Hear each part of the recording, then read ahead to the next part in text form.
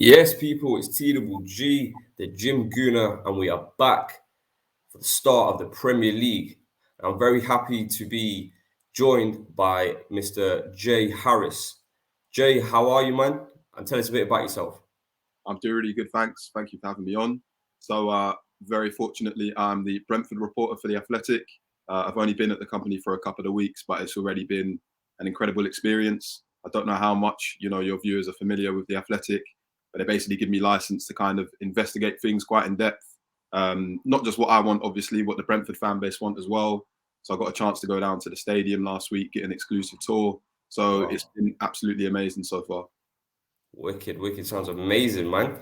Um, from a Brentford point of view, um, how much do you think it meant to them to be able to say they're a Premier League team this season?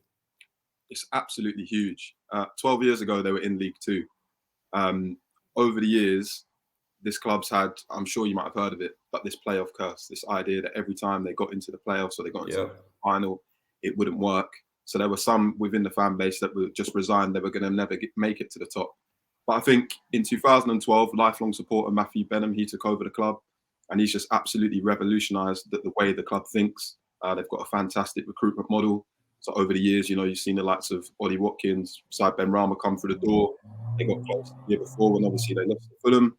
So to finally make it, all of the lifelong fans I've spoken to, these guys have been watching Brentford in the 70s and the 80s when there were 3,000 fans in the ground. So Wow.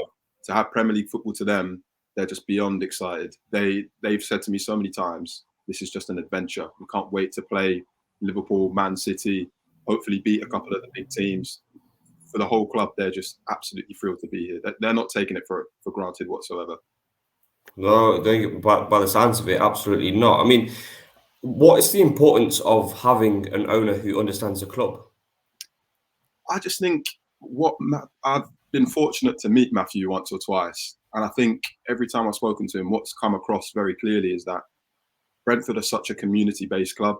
Like I said, when I went round on the tour on Friday, they were talking about how it was all built from the fans' perspective to just make it the most accessible as possible for the fans. Griffin Park was famous for having no toilets, no food, 4 pubs on the corner, and people were going to the 4 pubs on each corner because there was nothing to do inside the ground. So not only has he given the club a nice new stadium with special features for the fans, including a sensory room for kids that maybe get a little bit intimidated by a big atmosphere. This guy's made the club sustainable. You look at Barcelona, for example, and the financial mess that they're in. Wow. Footballs are not always run by smart businessmen. And I think in Brentford's case, they are run by a very smart businessman. And also the team below him, they all work together. So Brentford are so fortunate for that. Yeah, man, that hits home. Having a businessman owning your club certainly isn't the way. I mean, any Arsenal fan will tell you that firsthand. Let's talk Ivan Toney. I know you did an article with him for The Athletic. Guys, if you haven't already read that, go check that out. Amazing piece of work from Mr. Harris over here. He seems very real. I can remember his post-match interview straight after winning the playoff final, and you would have thought he'd be buzzing, he'd be upbeat, which he was. But the headline was, "I just want to shut people up." That for me speaks volumes because it was like he was already focused on next season, on coming into the Premier League and showing exactly what he's about. What is Toney like off the pitch, and what was it like speaking to him? So I've met him a couple of times now, and first of all, he's a lovely guy. I couldn't speak more highly of him. When I told him about what I wanted to do for the interview, he was completely on board with it. But he's a very, very confident man, and I think you have to respect that. I think Yes. sometimes in the football industry, when people come out and they make big statements, we almost want to kind of mock them a little bit for it. But obviously, he said outright, "I want to score more than Ollie Watkins got last year. I want to score more than Bamford scored last year," and that's a big statement. I think also for people that don't know, Toney came through his hometown club, Northampton, and he was there for a couple of years, and then he got moved to Newcastle, and I think he made 2 Premier League appearances for Newcastle under Rafa Benitez. We're talking 5 minutes off the substitutes bench. Yeah. and then he's had to go back down on loan to, I think, Shrewsbury, Scunthorpe, obviously eventually moved to Peterborough. So he had a taste of what the Premier League was like, and then he had to drop back down a few divisions, and now he's worked his way up. He's broken goal scoring records along the way. So I think in regards to what he was saying about shutting people up, this guy's not necessarily been at the bottom, but he knows what the lower divisions are like. And so now he's here, just wants to prove to everybody that he does truly belong here. And I think he's going to do that emphatically. Absolutely, man. I mean, his numbers on the pitch speak for themselves. 33 goals and 10 assists. Championship or not, that is unreal numbers. I mean, if a player hits those kinds of numbers in the Premier League, they're definitely winning the Golden Boot, and they're probably most likely going to win the Premier League. How successful do you think he would be? He's going to be in the Premier League. I think he's going to be a big success. A few times I've watched him live in pre-season, I think he scored in every game. He's completely on it. And when I speak to some of the coaches at the club as well, what they also tell me is how big of a leader he is inside that dressing room. Obviously, Pontus Jansson is the captain, but they always tell me that Ivan Toney he's like a figurehead for some of those players in that dressing room. And I think when you've kind of got that inner belief, that inner confidence, you can go as far as you can. I'm not sure if you've ever seen him take a penalty before, but he takes the shortest step up in the net and he puts it in the bottom corner every time. And, you know, in the playoff semi-final against Bournemouth, they were 2-0 down on aggregate. That's a big penalty, he scores it. A few minutes into the playoff final at Wembley, they get a penalty, he scores it. They're big, big moments. And if he can deliver in those moments, he'll deliver in the Premier League. Amen to that. I mean, I wish him all the best. He's a player I'd love to have at the Arsenal wearing the red and white of Arsenal. You know, his whole gameplay is exactly what would work at Arsenal as well for me personally. In today's climate and market, how much would you think an Ivan Toney would be worth? It's hard to know. I think I was having this discussion with some of my colleagues the other day, actually, about Jack Grealish and whether he was worth £100 million. And I think the argument we were saying was that because he's Aston Villa's biggest player, to Villa, he's worth £100 million. My point in all this is to say, you can look at Watkins and Benrahma that Brentford sold last year for, I think, 32 and 25 million there or thereabouts. But obviously Brentford didn't get promoted that year. It was inevitable players of that quality were going to go. Now they're in a position where they're in their first season in the Premier League in the club's history. First time in the top flight since 1947. I really don't think they're going to set. I don't see a figure making them sell him. What is he worth? If you look at someone like Ben White, English, and he's going for £50 million. Toney, striker, English, 25, about to hit the prime years of his career. I think there's an argument you could say that he's worth at least 40 million as well. But to Brentford, he's worth a lot more. 40 million, I would absolutely snap the owner's hand off for that. For Ivan Toney, I think he's amazing. I really do. Aside from Toney, then, which other players would you suggest are ones to watch for obviously people that didn't watch Championship last season or watch Brentford? Who do you think is gonna shine in the Premier League? There's honestly so many players within Brentford I think are primed to just have amazing seasons. Obviously, their recruitment model picks up these unknown players from, you know, the Danish Super League or the second division in Germany. And the second you see them in real life, they're amazing. Obviously, Brian Mbeumo is the one that's going to jump out to a lot of people. His ball control's ridiculously good. Yeah. Dribbling, very good. If you want to look at the goal he scored against Man United in pre-season a couple of weeks back, the touch to get away from Diogo Dalot and then the finish past Tom Heaton, that's top quality. And then you've got other players. Frank Onyeka, they just signed from Midtjylland. He's going to be, I think he's a fan favourite already, to be honest. They were chanting his name at the weekend against Valencia. He scored against Valencia, didn't he? Yeah, he did. He did. Even before then, they were chanting his name. He's so good in midfield. He's going to win the ball. He's going to be aggressive. They like to play high up the pitch. He's going to be so important to that. And then obviously Christopher Ayer, they got from Celtic as well. That was the first time he played, even though they bought him a couple of weeks ago. And he just looks class. How they're getting players that have played in the Champions League, the Europa League, that are 23, 22, and they've just got promoted. credit to them, because they must be really selling a good vision to these guys to get them to come to them. Yeah, man, very, very impressive. But we'll leave it there because you're starting to scare me a little bit. We've got Brentford first game of the season. Let's talk about that. How are you feeling about the season opener? Do you think it's good for Brentford to potentially play one of the big boys, as the first game at home, or do you think it would have been better for them to play either, like a more lesser team like Spurs, for example, or a more sort of a newly promoted team that's come up with them?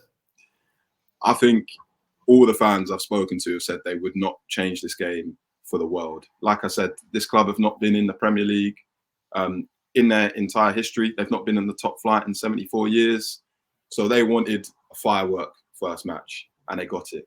And to be hosting it on a Friday night for them is absolutely remarkable. And no disrespect to Arsenal, but obviously there's a lot of uncertainty around the club at the moment with transfers. And so I think Arsenal are there for the taking a little bit. I think, Brentford is a small ground. Again, when I went on the tour last week, they spoke about how close to the pitch the fans are. They want to create an intense atmosphere.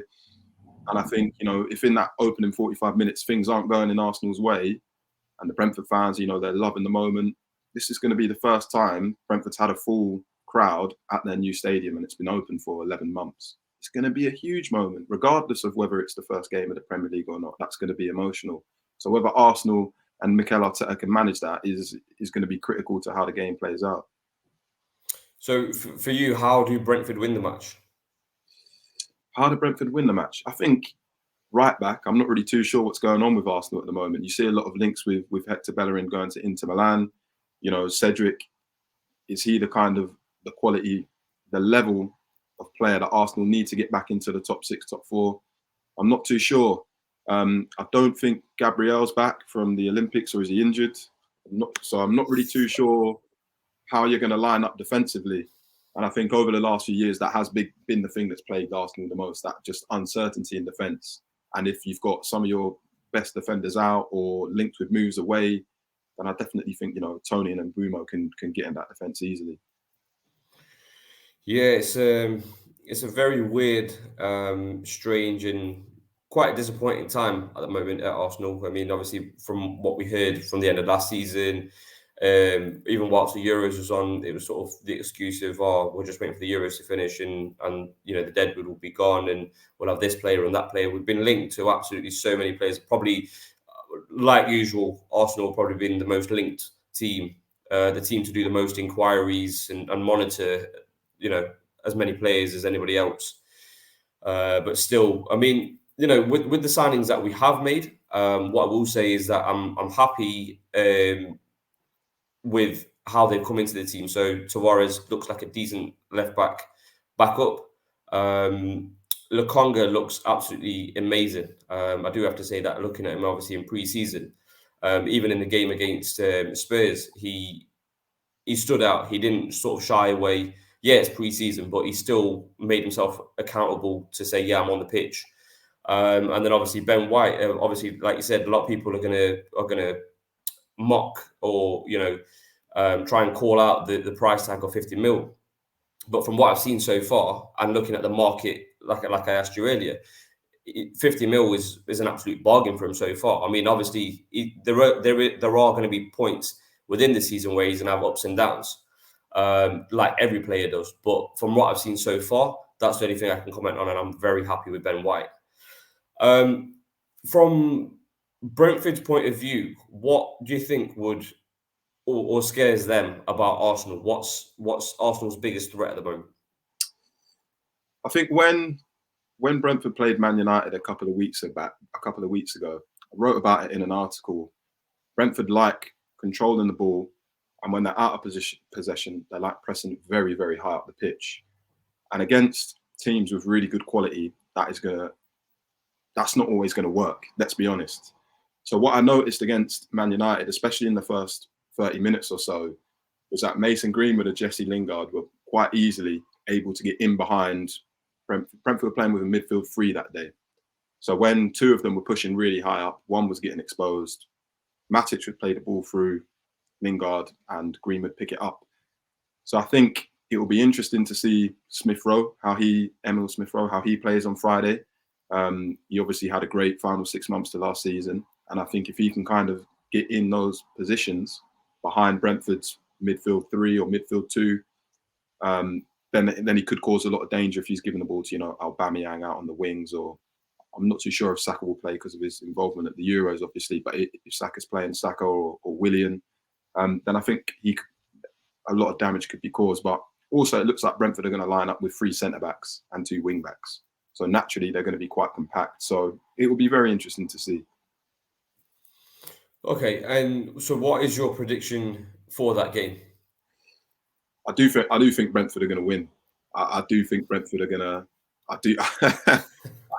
I just think the atmosphere, the moment. I think it's going to be a huge sigh of relief for Brentford fans to finally be in that new stadium with their loved ones, with their friends, to finally be in the Premier League. I just think they're going to ride that crest of emotion and win. And I can see a 2-0 victory on Friday night. Wow. 2-0, Where during the season overall, do you think Brentford have enough to stay up? Obviously, this is all in a hindsight, really, because we don't know what kind of season they're going to have. They could have a blinder of a season. They could have an absolute disaster. From what you've seen based on last season and obviously the quality of the Premier League, it is a massive step up. Where do you see them finishing overall this season? I do think they'll stay in the division. I think fans would just be happy to avoid relegation. I think the club are pragmatic but ambitious. And, if they ended up finishing 13th, 12th, I don't think it would surprise them at all. Obviously, Brentford were in the Championship Player Final last year. They're in the Championship Player Final this year. So for 2 or 3 seasons, they've been a very, very consistent club in the top half of the Championship. And obviously, a lot of people will say the bottom 6 teams in the Premier League and the top 8 or so teams in the Championship, is there that much of a difference between them? You look at a club like Burnley, and they've not done that much recruitment. It's the same squad that's been in the Premier League for years. Sean Dyche somehow manages to get them going every year. Is he going to be able to do that forever? Who knows? But then, like I said, you look at the quality of players that Brentford have brought in, players with Europa League experience, Champions League experience, 23, 24, so there's plenty of room for them to develop. That's absolutely huge. Obviously, the one question mark is that they don't have a lot of players in their team who are generally over the age of 28, 29, 30.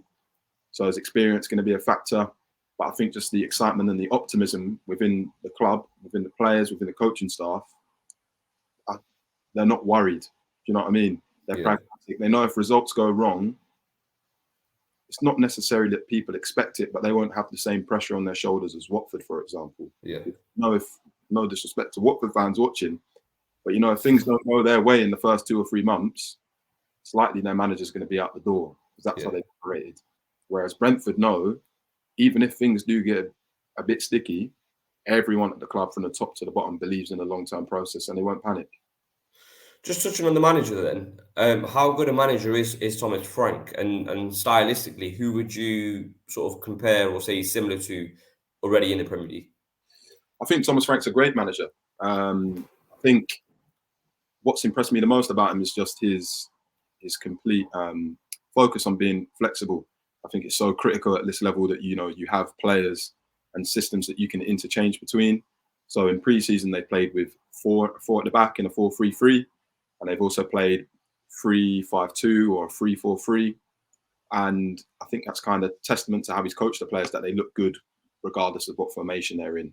And I think having that intelligence to coach players to be adaptable is going to be vital. So whether Toney's up front on his own or whether he's got support from another striker, it's going to help him so much. Who would I compare him to? I think he just plays in a very modern way. You look at coaches like, I know it's a big shout, bear with me, but Jurgen Klopp, Ralph Hasenhüttl, these guys want their teams to win the ball as high up the pitch as they possibly can. And you might not be able to hear it now, but when you get to a stadium and you watch Brentford play, you will hear Thomas Frank's voice cut across the crowd saying to his players, higher, higher, higher, higher, higher. Wow. He wants this team to be relentless. So we've seen teams like that, Pochettino a couple of years ago when he was at Spurs, those players that just, the midfielders when the ball's so high up the pitch, they're just so dangerous. So that's who I would compare him to. And I'm sure some people will raise some eyebrows at those comparisons, but I'll roll with it. Wicked, man. So yeah, you got me a bit worried, to be fair. I mean, I was worried anyway. We've obviously not, in my opinion, I don't think Arsenal are best prepared, ready for the season anyway. Obviously, a lot hinges on what other activity we do until the window shuts. But my prediction is that I think I feel like the occasion will get the better of Brentford, and Arsenal will squeeze a win. Of course, you say that. Jay, it's been amazing having you on. This is going to be the first of many videos with yourself and first of many previews to the season's Premier League games. Guys, I hope you've enjoyed it. Please like, comment, and share. Subscribe to the channel if you haven't already, and stay strong.